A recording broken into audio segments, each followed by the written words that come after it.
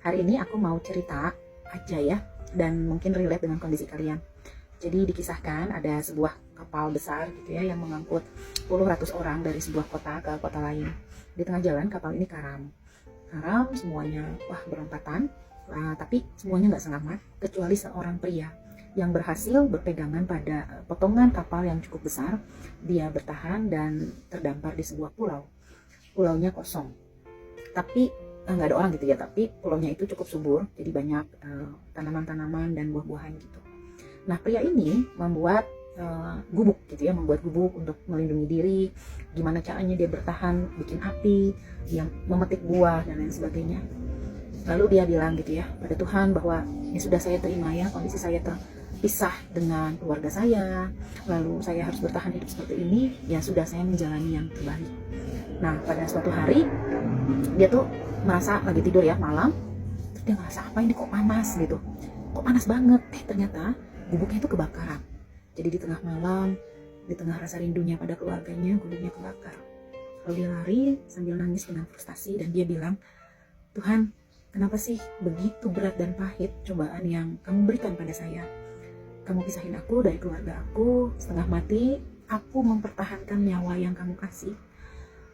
Aku survive di sini dan aku bertahan dengan makan buah, makan daun-daunan. Tapi lihat, kamu tuh malah bikin aku tuh gak punya gubuk. Gubuk aku yang cuma satu, jelek, setengah mati, bikinnya sendirian, harus kebakar juga gitu.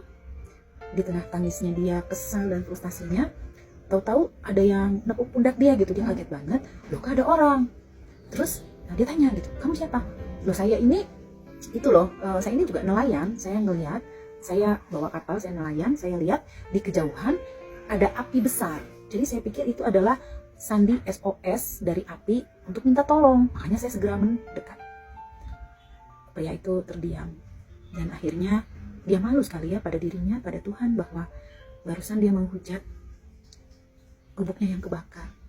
Padahal tanpa terbakarnya gubuk itu, ya nelayan itu gak akan melihat ada kehadiran dirinya, atau ada nelayan yang bisa melihat itu adalah tanda SOS.